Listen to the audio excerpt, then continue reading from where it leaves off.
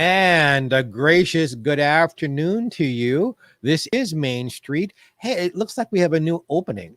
They got rid of the Nazi stormtrooper opening and got us a countdown, which is a lot more exciting. This is Mainstreet. I'm not Gary Allen. Our host, Gary, is still recovering from some ouchies. He'll be with us in 2 weeks. I'm with you tonight, this afternoon, this morning, whatever time you're watching this. And I'll be with you again next week and then 2 weeks after that. I am so excited to do the show, first of all. I'm also excited because I get to have people I love on the show. I get to have friends on the show, and I've got a friend with us today. How to describe this guy? Ridiculously handsome, a model, talented actor, a fashionista, an influencer, a writer, an activist, and just a lovely, lovely, lovely human being. And I want to remind everybody that if you're watching and you're watching us live, that you can make comments and ask questions. We'll be happy to answer them during the course of the show. Without any further ado, would you please, wherever you are, give some snaps to my dear, dear friend, Daniel DiCriscio. Yay, hey, there he is. Woo, woo. Hey, Geoffrey, how are you? I'm so happy to see you, my friend. I'm happy to be here, and I'm happy to see you again, too. I am so excited for the things that have been happening very recently in your career. I've had a long career, as you know. I've had some exciting things happen. I have never been on a billboard up on Sunset Boulevard like you have. That is awesome. I'm Dangeline. I'm not Angeline. I'm Dangeline. But yeah. Let's tell our friends out there who don't live in Los Angeles, all around the world, why were you on a billboard? Oh, well, I was on a billboard because of my new single Blondemic, and it was on Santa Monica Boulevard and San Vicente, right like juxtaposed from Rocco's and above the legendary Mickey's and Revolver. So everyone can see that. So it's a Blondemic, my new song. It's a great song. It's a great music video. How is it being received?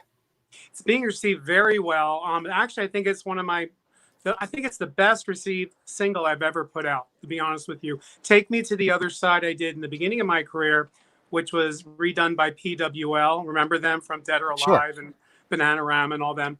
So yeah, they did that song, and that went really big. And I got a call from Grace Jones to open for because of that song. And the next song would be Sin, which was just out a few years ago. And now this one. But this one seems to, I don't know, it seems to appeal to everyone, especially in the times we're in, because of it's almost like a post-pandemic kind of a song because we need to get out and party again. That's what it's about. And my key line in the song is, your vaccination is your invitation to party. And it's a Blondemic, and that's me. I'm bringing it to you. So it seems like I'm getting a lot of mileage right now with this. The video, the song, it's on iTunes, videos on YouTube, it's everywhere, but it's doing really well, and I'm thankful. We have a fan, Love Tour, who says, "Who's that?" I guess you missed the opening of the show. I'm Geoffrey Mark. I'm Daniel DiCriscio. And that's Daniel. Yes. So we're Jeff and Daniel, and we're buddies, and we're talking. We love each other, and we love you too. So you have all of this press and all of this.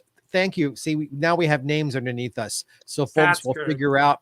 So much for being famous, Daniel. 48 years in show business, and I still need a thing under my face to let people know who I am. You have to today. You have to, because there's so many people in the industry now, and they're like on the channels that we don't even know about. Sometimes that's true. It's crazy. So. It's true. When I was a youngster, and I'm a lot older than you are, but when I was a youngster, if you were a hit, you were a hit across the world. Everybody knew who you were because there were only so many places you could be a hit.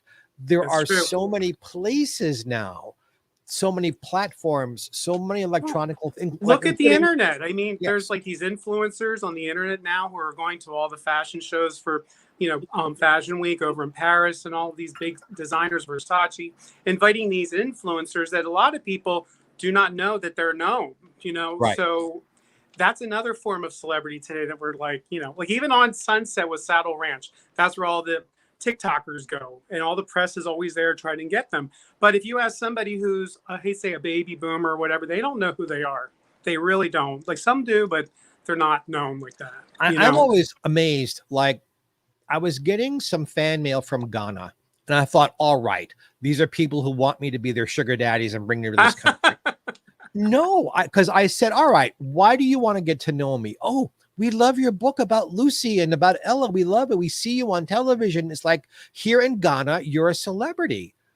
Wow. And who could know that in Ghana, I'm a star? Yeah, we're lucky, though, in this generation now due to the internet because everybody can be seen and heard everywhere. I mean, it's shocking to talk to people now overseas, let's just say, and you all can be talking about the same subject. And they have the same story you're reading, whatever news it is.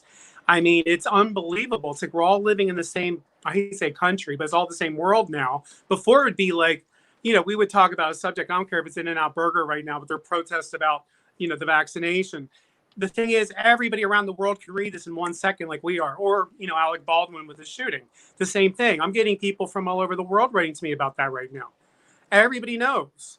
It's not like something we can hold, in our country alone, and we have to explain it to people. Everyone can tell us about it. It's crazy. Now you've been doing something else because I want to highlight you because Go for it. I love you. Well, I love you too. You've been doing some modeling, and I don't know quite what I said it to you as like from the waist up, very masculine, and from the waist down, very fashionable and wearing high heels. How did that come about? Well, that came about because first of all, I was, into doing this. I was modeling way before.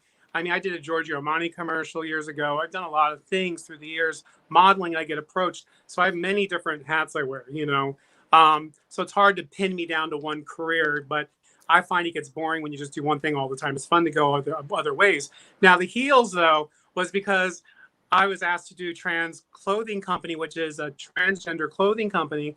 And because of the way I look, because of my masculinity with my long hair and the way, I'm like binary kind of where it's like, what are you?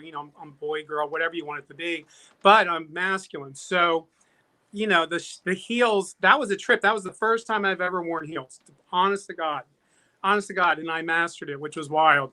And so it went on. Now I just did another fashion show with the heels, wearing 6-inch heels. And to me, it's like second nature now. To me, it's like a no-brainer, man. It's like, just give me some heels and I'll show you how to walk that runway.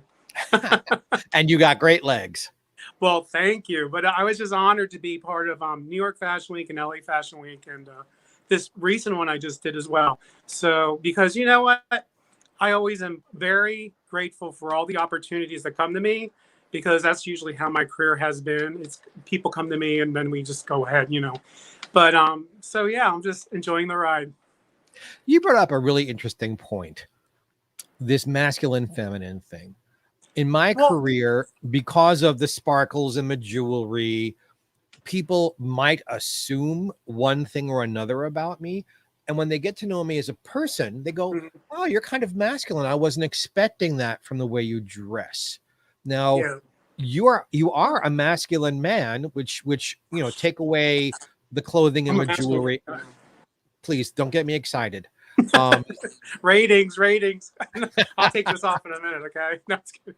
Fine with me, kiddo. You can't scare me with that kind of thing. Oh, really? Mm-hmm. How do you deal with it in your personal life? Because you are a masculine person and you have an Italian background, right? And yet you wear your image so well. Is there ever a disconnect for you? No, this is me, what you see. This is just me. And yeah, I am very masculine, very normal guy in a weird way. People think I'm extremely high maintenance or I'm like, I hate to say the gay thing, like, oh, you're a bottom or a top thing and all that. You get into that. The thing is, I'm just me and I'll go whatever I want to do. And this is the way I look and this is the way I present myself. And, it's so funny because the story was I went to my high school reunion and a friend of mine that went, the night before we went out, we went in the store and I said, I came back out and, into the car and they go, That's so funny. People think you look like a girl sometimes because you're so damn masculine. You look like a guy. I said, I know, but it's the hair, it's the maybe the energy coming from me. I don't know. But the thing is, it's fine with me. I love beautiful. Beautiful to me can be masculine, feminine, whatever. I don't judge about that. So that's me. Same way, you know. And like my mother said to me one time when I was in third grade, this is a true story. The Halloween costume contest, she made an outfit for me, and I was Caesar. And the school didn't know what to present me with an award, and they said that I was the most beautiful. And that's what the award said, but it was handwritten. It was on a pumpkin, you know. Hmm. And they said, oh, we can't do this because this was back then, you know. So they had to scratch it out and put handsome. And my mother said, you know what? You are beautiful. Just remember that because you're not the norm. So accept it and be happy because you're not like the rest. You're unique. And that's So given you a that's, career because you are unique. And you know, it's not that I'm trying to be pompous or arrogant. no, no, It's no, just you no, I have to get live it. within your body and accept yourself and not be like you see online, everyone arguing over who they are. It's like, I know who I am. You can't argue with me about that. So, you know, like it, take it or leave it. You know? I'll take it because you know I adore you. Um, when you are reconnected with people from your past, Mhm. and you've become famous, do you Say that ever one more time. I didn't hear that. when you One more time.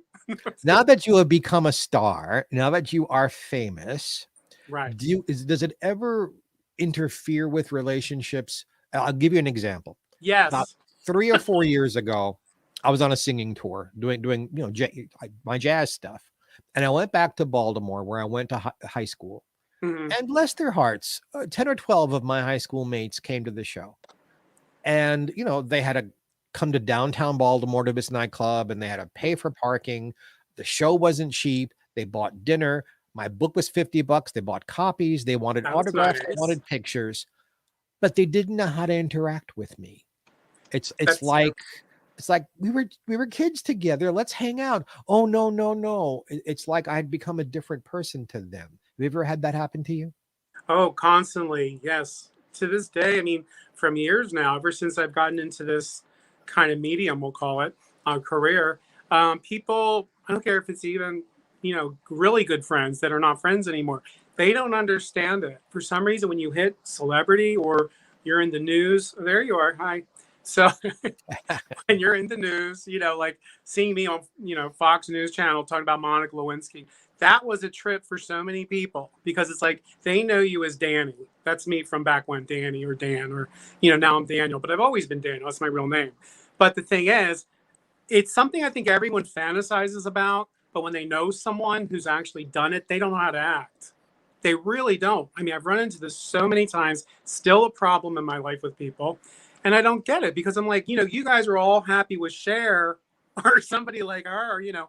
But then with me, there's like a wall. They don't know how to act. They get cold, they clam up, or, you know. So it's the way it is. I guess it comes with the territory. I had to learn the hard way though, because and living in California is another problem besides celebrity. So it's another insecurity thing people have. I've run into. I hear you. I hear you. It took me a long time to figure out the celebrity thing. I've been famous a long time now. No, I'm not a superstar, but I have been famous a long time. That's just like I have red hair. It just is. I don't expect any special treatment for it. It Right. just is. But I would ask, like, why are those people being so standoffish with me?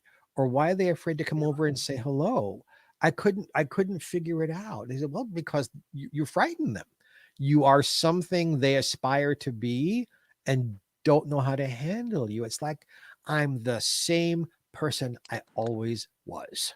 Because as I was saying prior, it's I think it's everyone's private fantasy. Because everyone watches television growing up and they all idolize somebody growing up, whether in school they wanted to be in a band or an actor. I never wanted to be an actor. That's not something I was interested in. I was interested in music, of course. But, you know, the thing is, it brings out this hidden little dream they have and they get freaked out because I've had a lot of people look at themselves and feel like they're less than because you're doing this, but yet they're doing an amazing career. So I don't know what the hell that's about. Honest to God. No, God gives everybody certain talents.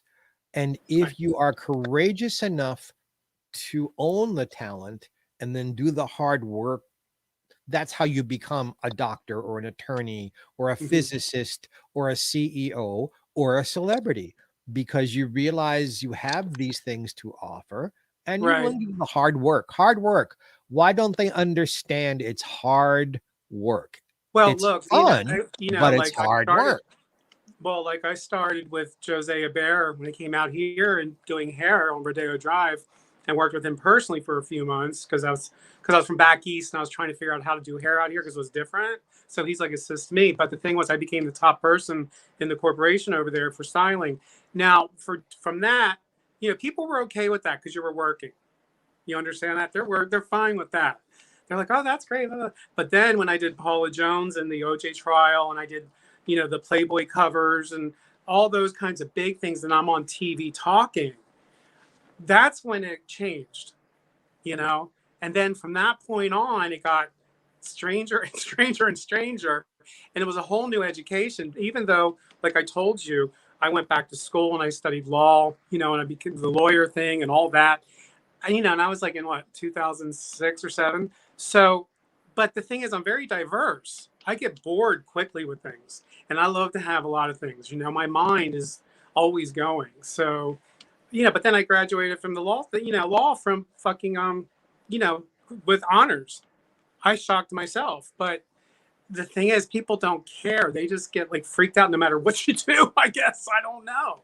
You can't win them over. No, I will attest to how intelligent you are and how curious you are about the world, which makes you so much fun to talk with.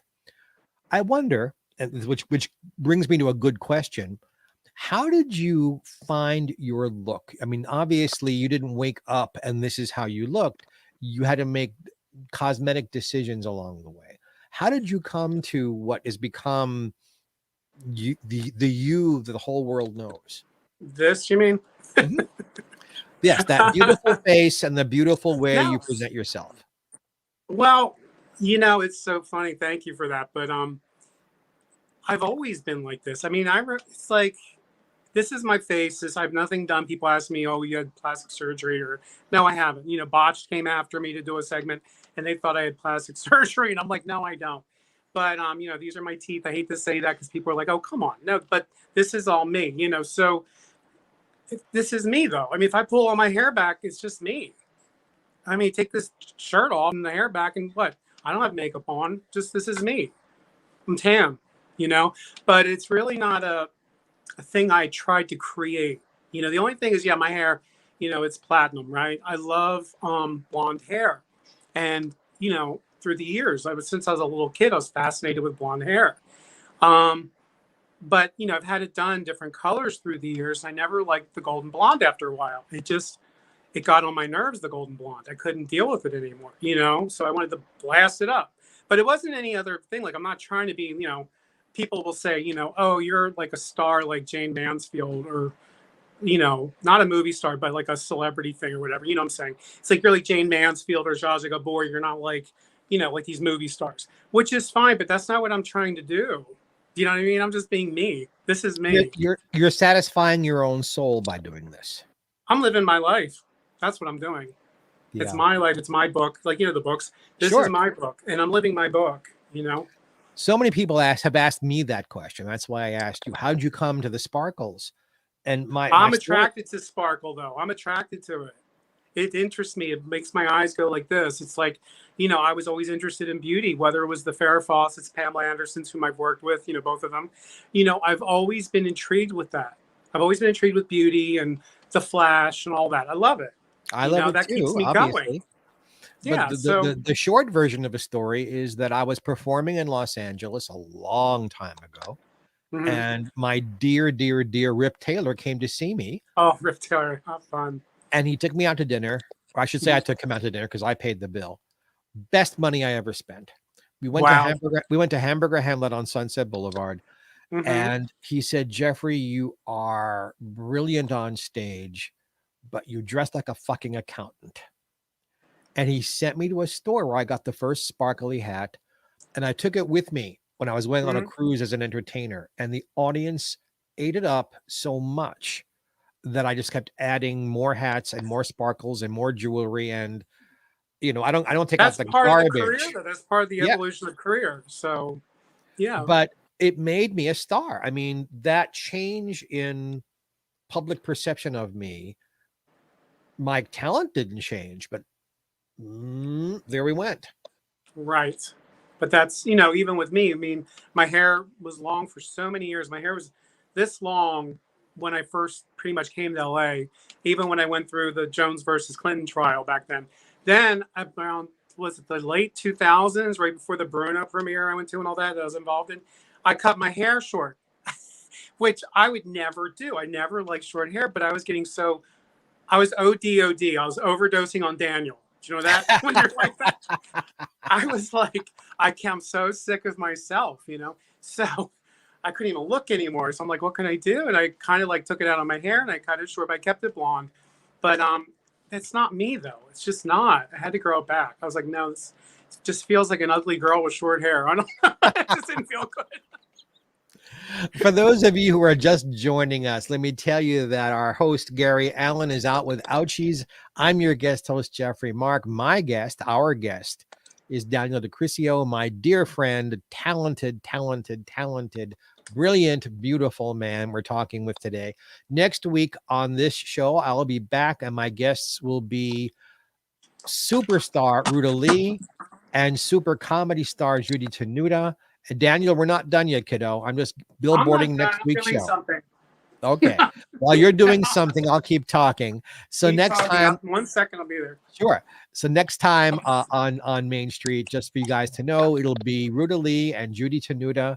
Ruta will be talking about her new book, and Judy will be making us laugh and telling you how she's kicking cancer's ass. Yes, Mhm. yes. She made her first public That's good. appearance since her surgery at the Hollywood Museum the other night. I was there, and she got a standing ovation. I So saw hopefully, those pictures. I was like amazed that she was there. I was so happy. So yes, we were happy. all so happy. She's looking well and looking beautiful. And so both ladies will be with us next week, but this handsome gentleman is with us right now. Hey, I Yeah. want to reminisce with you. You and I and our dear friend, we can't talk publicly and not mention Amber Lynn's name. No, Amber Lynn. Of course, if it wasn't for her, we wouldn't know each other. That's true. For those of you who, if the name doesn't ring a bell, I don't think you've been alive the last 30 years. But Amber Lynn, I think, is the superstar of superstars of adult films. I think she is the biggest female star She's a adult star, films baby. have ever had. She is also very intelligent and sweet and Very. lovely. She and I are working on her memoirs as we speak. And we all went to what? So I get a phone call from Amber. Hey, I'm going to a red carpet Awards? award show. Would you Mhm. be my date? I said, of course, I'd love to be your date. So she's incredibly all dolled up. I'm wearing almost formal wear. In fact, I wore Ella Fitzgerald's blue sequin jacket that day. That's And true. we're looking for the theater, and we're looking for the theater, and we're looking for the theater. And it's like, there's no theater anywhere around here. And we used Google Maps to find the address, and we find ourselves in an alley, I know. like I the do. like behind an old rundown, nobody's using movie theater. Theater, exactly. And you were already there waiting for us. The red carpet on your screens, do you see the size of this window that I'm sitting in? That was the size of the red carpet. Amber and Daniel and I had We to took it over. We took it we had over. to huddle together to fit into the pictures and we were the biggest stars there. We were. And this was for the Nigerian Movie Academy, Yeah, something like something that. like that. And Atlanta. Amber was getting a humanitarian award as well as she deserves, because she has a lot of charity work. It was just there were like 18 people there in this big theater, and dinner was going to be sushi that they were keeping on ice. not in a No, thank you. refrigerator, on ice Thank you. in the lobby. And after she got her award, we just said, you know what? We're done here. And we went to Cantor's Deli in Hollywood and ate Jewish food. It's like, what a ridiculous. I mean, just my friend Alice Amter was there. Other than Alice, it was the three of us. It was wonderful, but it was very strange. And I had to catch a plane and go back east right after that. So That's why you didn't join us. That's why you didn't join us for dinner. It was my father's birthday. I had to fly back, and but now he passed a year later. So thank God I went. But yeah, so that's what I thank you. But that's why there have to have been other evenings like that in your life, where for all the glamour that we do and all the red carpets and all the microphones being shoved in our faces. And I love it. I'm a Hamasaurus. I love doing it. But do you have other evenings like that didn't go quite like you hoped they would? Me? Well, let's just say like the Children's Hospital event where I was one of the celebrities for it, and Kyle Richards was one of the celebrities, and we got into an altercation on the red carpet. Well, she did. I didn't. Tell me. Oh, yeah. It was a big news story. It's on Google. Probably you can find it. But everybody went on my side because I was right.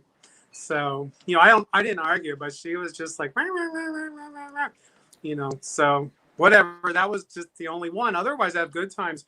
Like some of the good times are like sitting on a private jet with Pamela Anderson flying back from Hawaii, just the two of us. That was amazing. Things like, what I'm saying, like that kind of things. Or, hanging out with Vicente Fox, the former president of Mexico, or even, the Eisenhowers I'm friends with. You've probably seen on my Facebook, maybe. Yeah. So, and had David Eisenhower on my show, Trendsetting with Daniel DiCriscio, which is on Amazon Prime, self-plug. But yeah, and I've had some amazing experiences, parties, whatever. Even back when, during the OJ trial, remember Mary Fran? Of course, bless her heart. Well, I was friends during the times back then with Kathy Hilton, Kris Jenner, Bruce Jenner, Faye Resnick, the whole thing, because I did Faye Resnick's Playboy, right, her cover and all that. So, and, we became close, the whole group of us. So I was invited to go to Mary Fran's birthday, which was an amazing night. It was only, like I just mentioned, those people and Victoria McMahon and myself. And that was it. And for those who are wondering who Mary Fran was, she'd become a star on Days of Our Lives with a lot of people I know and love. And then she became Bob Newhart's wife on Newhart. And tragically, whatever her demons were, Mary took her own life. That's who we're discussing. So I'm filling in our friends. Right. Yeah. And, that's an amazing thing. And then also getting involved in these, there's these huge scandals I've been involved in. It's unbelievable. Let's talk about the OJ thing, since you brought it up. Yeah, I have some stories. With Faye Resnick, we shot the Playboy down in Mexico and Montecito. So we had a really good time. I've had many good times on that because Marilyn Grabowski from Playboy was amazing, and Hef was always great to me. And it's a shame he's gone too. I just am shocked that Playboy's like it is now, where it's almost non-existent. To me, it's unbelievable. But, and then you have the OJ thing, which I was working with Star Jones during the civil trial for Ron Goldman. And she was doing her inside editions all the time. I was doing her look because that's what I was doing then. And, then Paula Jones for Jones versus Clinton, which I got tagged basically the Messiah makeover, which is still with me now. And I did the biggest makeover in history at the time on her. And that's what actually put me on the map and put me into this business more of acting. I started getting all these calls internationally, so. And I was on the winners list in the New York Post when the case was thrown out. So it was like Clinton and Al Gore, Bob Bennett, Monica, and myself. We were the winners. I was like, as well, wow. You should be. As well, you should be. And it was really cool because I didn't know about it because back then the New York Post did not come to Los Angeles. Okay, we couldn't get it, right? So David Margolick from Vanity Fair called me because he interviewed me prior. And he said, Daniel, you don't know this, but you're in the New York Post as a winner. You have to get this. It's historical. And I said, what are you talking about? I didn't know. So he sent it to me. And I was like, wow. Because, it just was funny because everyone thinks I'm just a hairdresser. It's right. Like, oh, you're just a hairdresser. It's like, no. You guys don't know what the hell went on. You don't even know. At one point, they were asking me, well, Paula was, to be the spokesperson for her at her trial when that trial was supposed to happen. They were going to change it because when I went on TV, I made her numbers go up because I made her likable, which I wasn't trying to do. It wasn't an agenda, but then people thought I was right wing and I'm not, so I ran into a little problem there, but I was just doing my thing. I wasn't, I didn't anything against anybody, but it came out good though, Well, being on the Roseanne show, hanging out with Roseanne and her, all that. We had a great time. You are a person with heart. I know this, and it shines out of you. It's shining out every time you smile. I think the world gets a little bit brighter, not just because you're beautiful, but because it comes from here. Oh, thanks. I think that's a part of why you're so successful. I know there are people out there who are rat bastards who have become famous and have had careers, but the ones who last, Amber, people think of her as an adult star. People might have, as one person said, had a private moment with her image in their youths. But one of the reasons why she's still a star and people still want to talk to her, it's her heart and her intellect.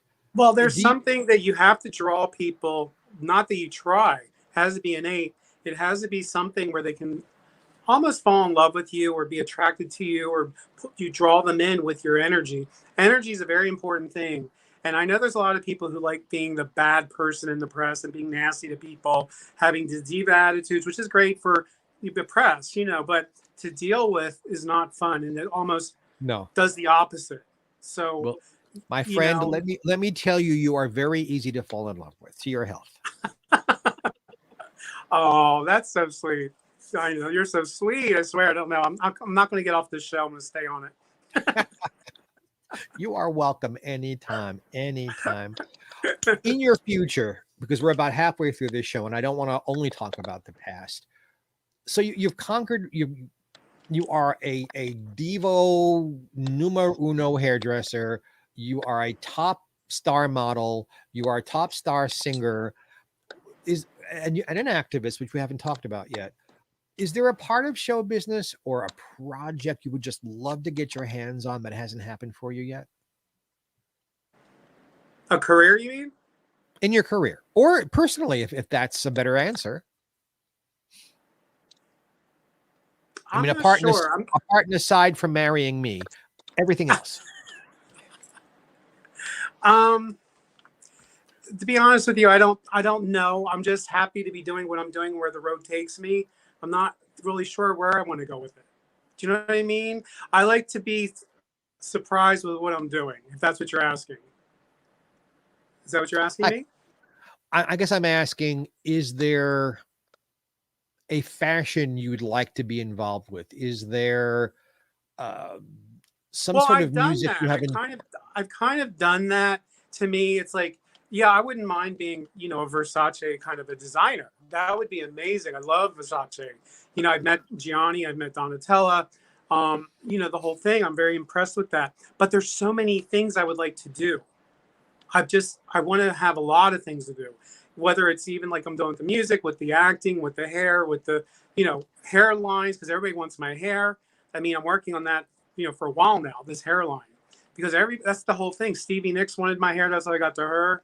It seems to be, I don't know, Daniel wigs, even though this isn't a wig, so yeah. I mean, there's so many things I would like to do and change, even about the way people are. I mean, we need to sort of stop being so much bullying everybody. Everybody wants to not be bullied, because I've done bullying campaigns, anti-bullying campaigns, but yet they're bullying people while they're saying it. It's like, come on, people, chill, like, I don't know, but that's what I feel. It always amazes me. Okay, so I belong to a lot of minorities. I'm in show business. That is a minority. I'm Jewish. Right. That's a minority. I'm gay. That's a minority. I am recovering alcoholic and drug addict. That's a minority. Mm-hmm. But when I get with whichever group it is, and we're a minority, and I hear them, as they say today, throw shade on another minority. I said, why? We're being persecuted. Why would you then turn around and persecute somebody else? Why aren't you throwing love at the other people? That's true. And this sounds funny to people and they really don't pay attention to it. Someone like me gets discriminated because I so-called look good to them. Okay, so that's another minority, but that's not cool to talk about. Nobody wants to talk about that. No one feels sorry for you. Do you know what I mean? But yet, that same thing, everybody's in a minority. Even so-called, as you think I'm good looking, that's in your eye, that's your, thing, your own perception. But I get segregated over here sometimes because of it.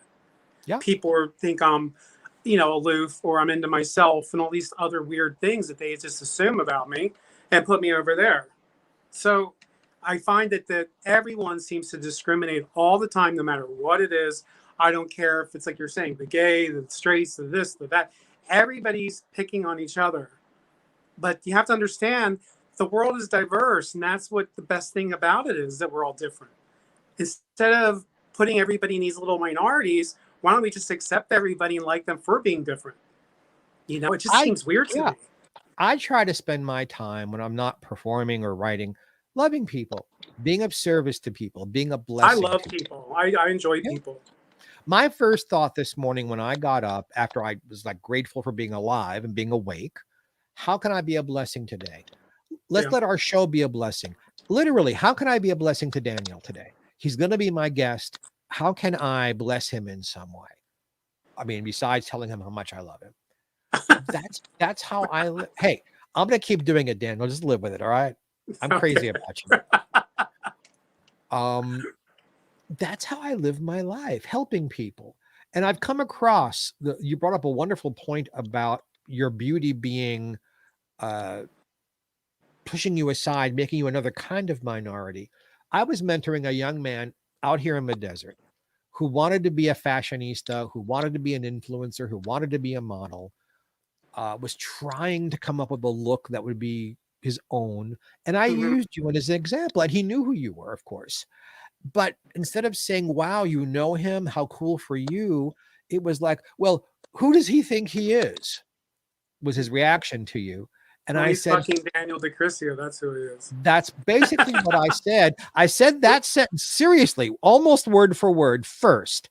And then I said, who is he? He is a beautiful man inside and out who's working. Who the fuck are you? Exactly. And I got no answer. I got no answer. Because see, now what I would say about that situation is keep your eyes on your own paper. He's not me and I'm not him. Right. It's that simple. There's no comparison. And it's not that I'm better or he's worse. Everybody has a path. And my path is going this way. His path may be going that way. That doesn't mean that just because I'm doing something, he's going to have to go this way with me. This is the problem. Because life is not, I don't want to say equal because I don't want to get into the whole equality thing. It's just everybody has different opportunities at different times and different timings going on. It's all about timing too. So something may not be working for me that you don't know about, but yet a lot of things are working. So what am I going to do? Get mad at somebody who's working? It's working for them, what I want to be doing? No, because I really don't want to do what everybody else is doing. I don't. One of the great beauties for me of being a recovering person, and it took me a long time to come to this, is getting rid of jealousy. Today, when I see somebody who's doing something that maybe I would have done or could have done, or I think I could have done it better, instead of being jealous, I'm going, how cool for them. Look at their success. Their success tells me that there's more success out there for me. And let me focus on my path and being the best Geoffrey Mark I can be on any given day and not worry about what they're doing. There are people out there who are singers, who are comedians, who are writers, who are literally taking the bio my publicist Harlan Bowl wrote for me, and they're rewriting it a couple of different words and hanging it on themselves, and they're wearing sparkles and they're trying to be me. It's like, why?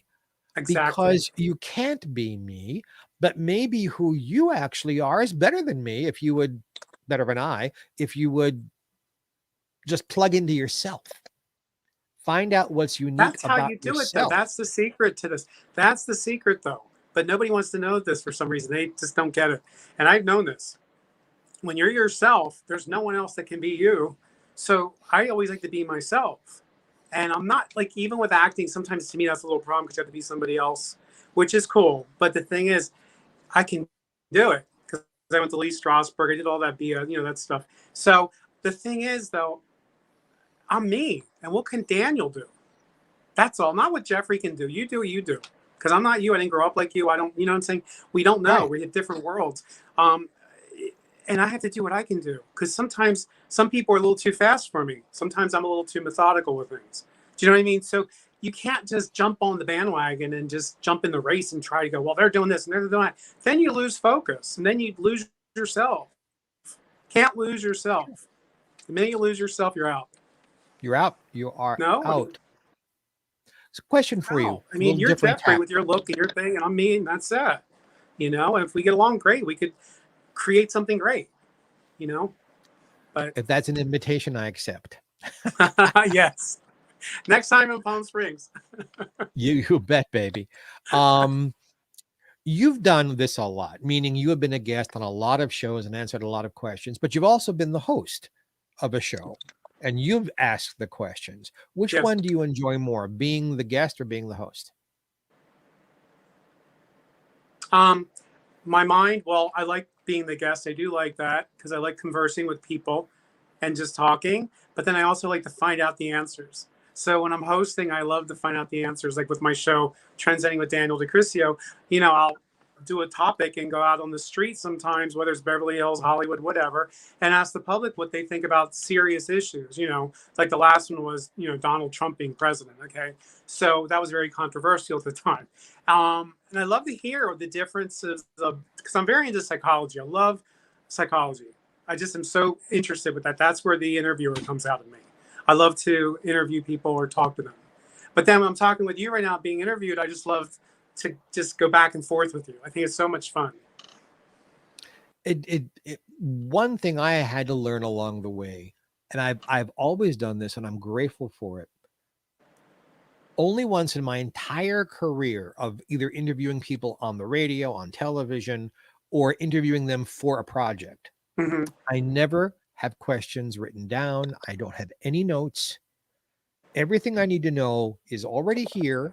So I can just look in your beautiful eyes and talk with you. The only time I didn't do that, and I'll mention, come on. How much more beautiful can a man be than you are? I was. You mean me? Me? No, kidding. You flex those biceps one more time, I won't be able to talk anymore. Oh, baby. The only time I'm going to get this out of my mouth, the only time I've ever That's what you said last night. I should be so lucky. The only time boy, I got you on that one. Woo. We're going to start picking out dishes soon, you and I. The only time I've ever used a list, and I'll tell you what it was. I was interviewing Desi Arnaz Jr. for my first book on Lucille Ball's television career. And I didn't know if I would have a second chance. So I brought a list, pages actually of lists. And he is such a generous human being. He let me sit in his home, and I'm not joking, for 10, 11 hours. Wow. And he said, have you gotten through your list? I said, yes. He says, now ask me the questions that weren't on your list. Because he saw, I think, my talent, my hard work, my ambition, and my sincerity in what I was doing. And we became friends because of that. But otherwise, I have never, if I'm not looking at you, whether I'm sitting across a table from you or in a studio with you or now through our cameras, how can we have a connection? How can I have a real conversation with you? The only time I'm looking away is I'm a caffeine addict when I'm doing this. So I keep pouring my coffee out of a thermos. Let's see if I can get it out of a thermos. I'm a Diet Coke addict, so kind of the same. Yeah, I'm the same with the caffeine. My late partner, Joel, I met him when I was 13. So he is responsible for a lot of my habits and got me drinking coffee before performances to warm up my voice and give me just an extra natural burst of energy. Because he knew if you ate sugar or did any drugs, wow, you'd have a crash. And then what do you do? Where caffeine lasts. That's right. That's To your true. health, young man. And to yours, In Geoffrey my dear. china cups. I only drink coffee in china cups. Oh, here's a good story. Please. About this is a good one though. This is cute. You know, Sacha Baron Cohen. One of my infamous things I've done is with Sacha Baron Cohen when he was Bruno, and that pretty much got me a lot of mileage, man. That made me really known. But the thing was, you know, they punk you, right? So he punks people when he was Bruno, and I really had no idea it was him when we did the interview. So I was told, you know, through the deal, it was Stefan from Austria, from MTV, Austrian MTV. And, you know, they said, you know, whatever you do, just like follow along, but you can be so outrageous or whatever. And they sent a limo and all that. And so paid well. And I went, right? I had no idea. So I thought I was talking to Stefan the whole time. Well, I come to find out later on, it's everywhere. Okay, this interview, it's all over the place. Everybody's coming at me with this: who's Daniel DiCriscio? Where's Daniel DiCriscio? Because he was asking me these insane questions, and I'll never forget at the Bruno premiere for the movie, because they did that to me as well for the movie. Okay, another time. That's how smart I am. I walked up to him at the after party and I said, "Look, I'm going to get you. All right, I'm going to get you." And he started laughing. And I said, "You know what? I'm going to give you a big kiss right here." That's why I said, "Oh." And then we started laughing and talking. And I just said, "You know what?" I said, "Thanks for making me famous, but I will get you." But that was a fun night with Courtney Cox and David Arquette and, you know, Jordan. What's his name? What's his name? I can't even think of his name right now. I'm blank. But anyway, Hill. What's his name? Hill, the comedian actor. Oh well. Yeah, I know who you're talking about. It's not Jordan Hill. What is it? I can't remember. Jordan Klepper is a comedian. That's a separate. No. I know it's the one that was heavy and lost weight. I can't think. I can't. But anyway, they were all there, and we all had a great time. Everybody was talking, and I just would say, like, coming from Wilmington, Delaware, where I'm from, and being in these situations, I never forget who I am and where I come from. So I'm never jaded.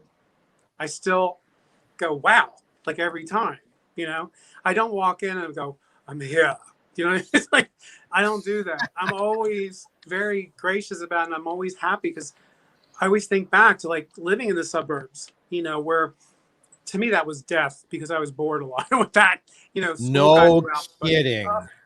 God, you know, I mean, it was a great upbringing, but boy, was I bored. I was going to Philadelphia when I learned to drive all the time. I was going to Philadelphia. But, you know, and I think back to like, God, I remember like being so bored sometimes. And now look, I mean, it's amazing, you know? It's just let's spend a couple of minutes talking about your upbringing, because probably the folks out there have no idea what it was about.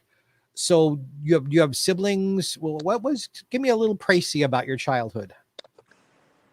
Well, my family was in real estate. My dad was a builder. Your mom was basically a homemaker and also did the business with my dad. My dad was one of the biggest builders in the tri-state area. And my sister and my brother, I have an older brother, and my sister's in the middle, and I'm the baby, of course. So, you know, I get treated like the baby. But we had I'd say I had a great upbringing, really family-wise. But when you talk about like fun stuff like that, like I said, when you're by yourself, boy, was it boring, you know? But my mom knew that. She said, you know, you get bored quickly with things. And I was like, you know, so look out. But no, I did a lot of things back there because, you know, my father, you know, Biden was like basically a neighbor of ours. So my dad did businesses with Biden back then. And, you know, Biden had real estate he was developing, would hire my dad's company to build the houses.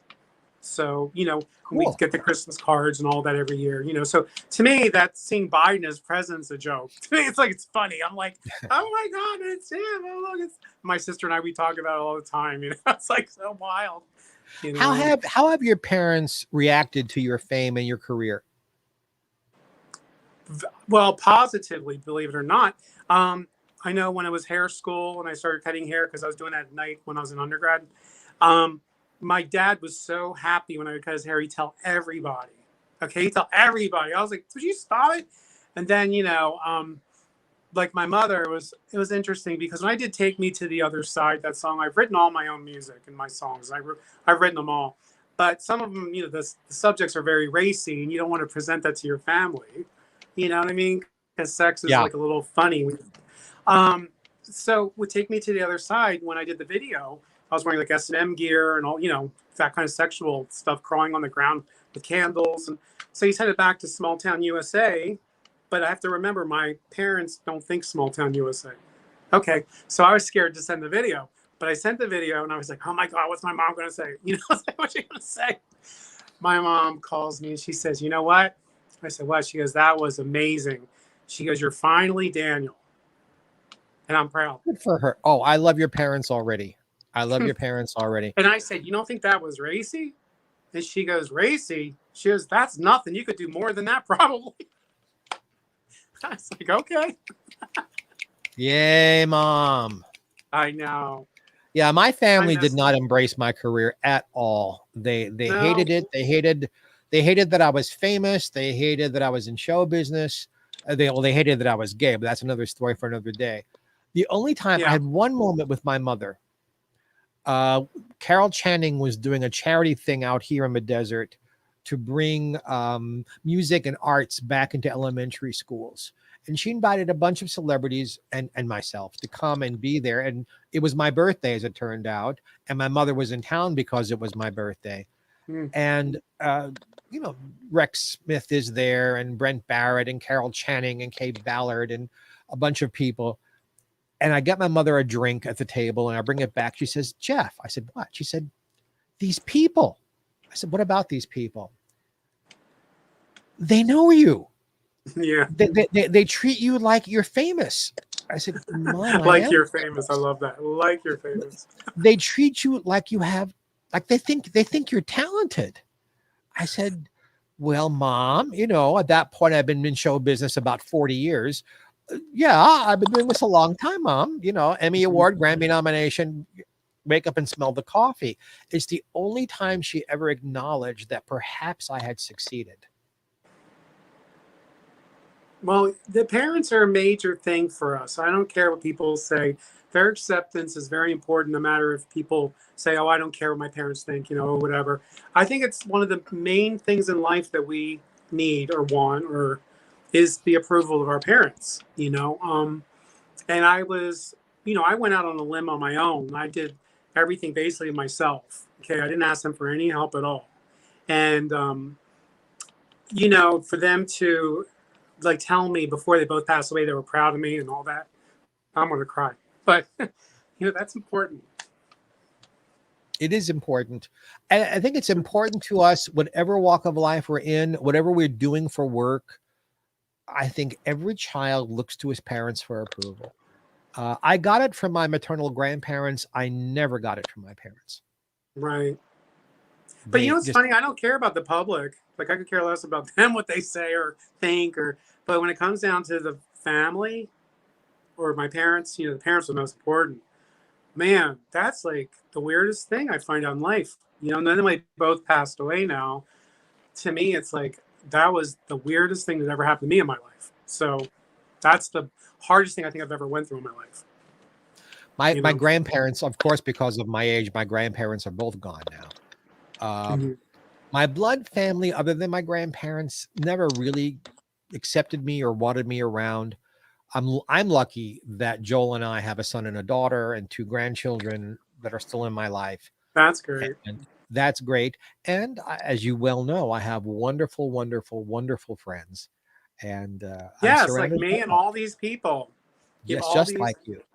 Yeah, we're like the new family, right? You are a part of me. Believe me, you are. So when are we going to get together now when I come out there, right? No, I'll come to you. I think this conversation decided it. I'm going to drive in just to see you. Good. Okay. Because that 10 freeway sometimes is a little too much. Got the traffic. For those of you who aren't on the West Coast, the 10 freeway goes from the Pacific Ocean to about 25 or 30 miles off of the Atlantic Ocean. Just before that, it goes all along the bottom of our country.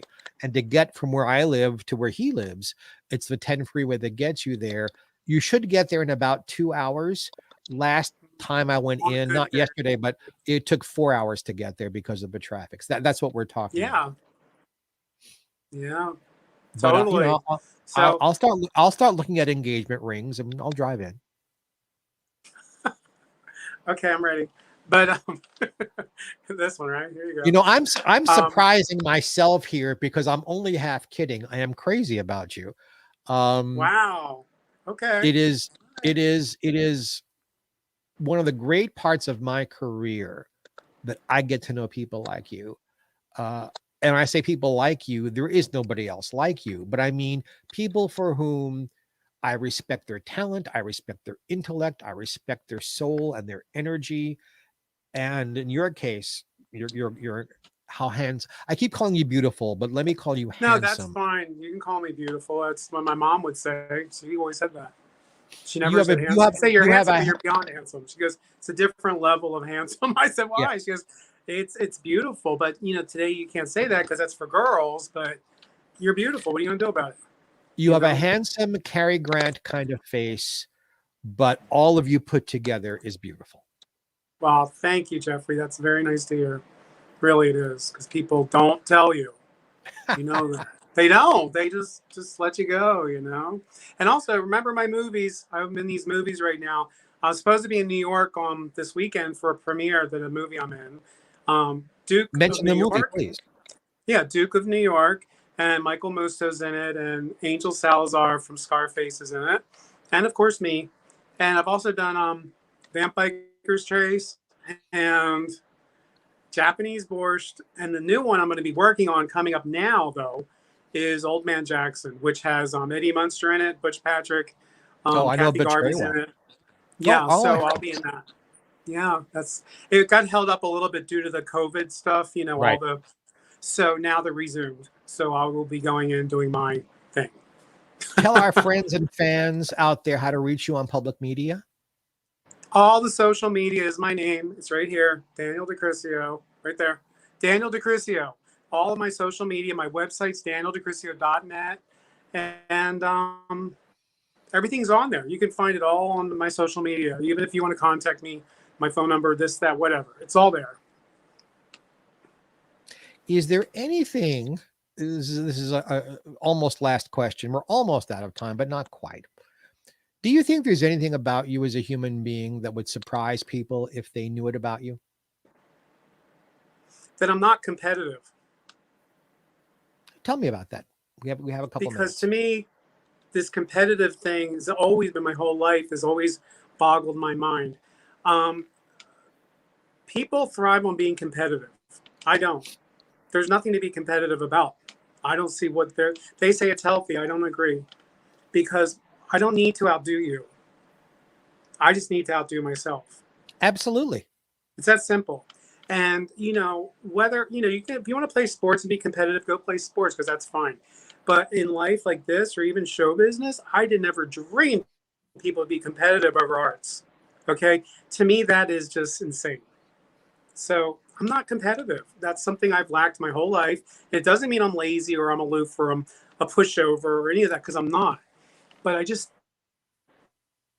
don't see the point. To me, it's like a silly idea.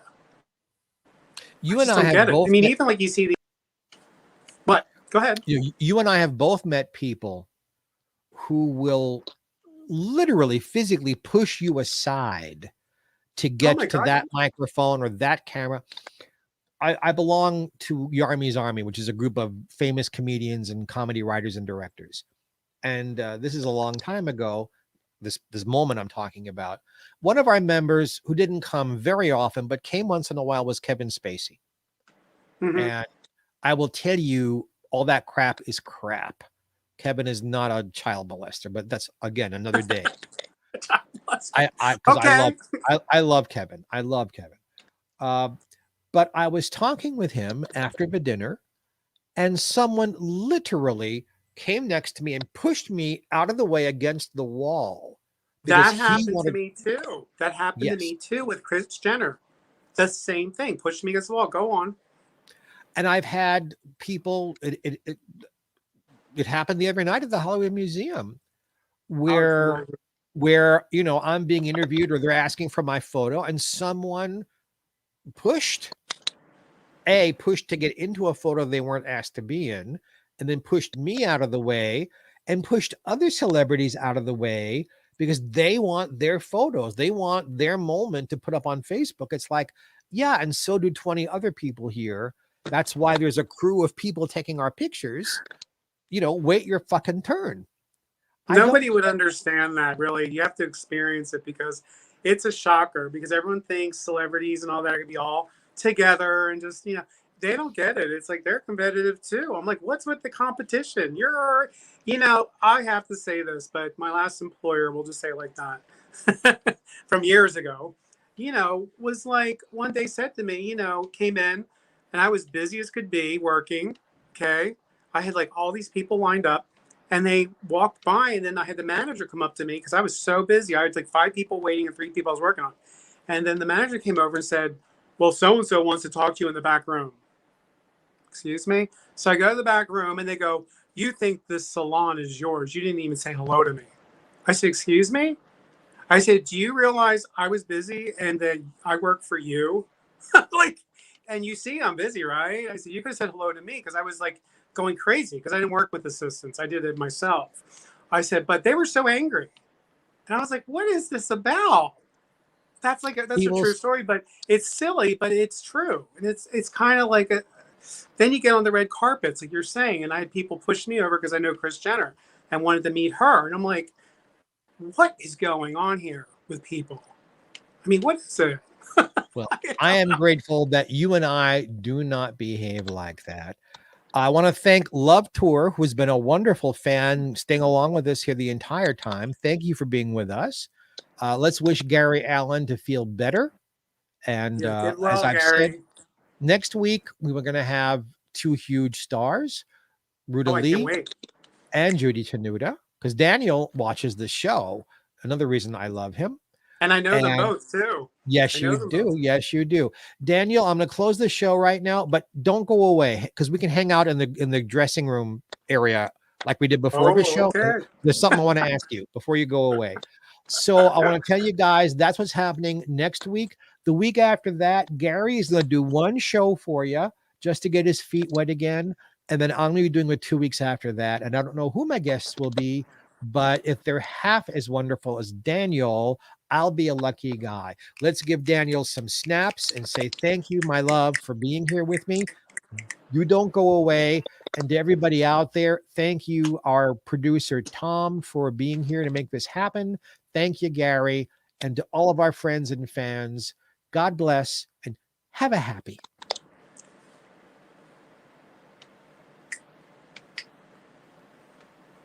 And Tom forgot to close the show. I'll just keep talking till Tom cuts me off. Okay, I guess that's fine. That's all we can do. That's funny. The way these shows work, for those of you who are still watching, who haven't turned off, is that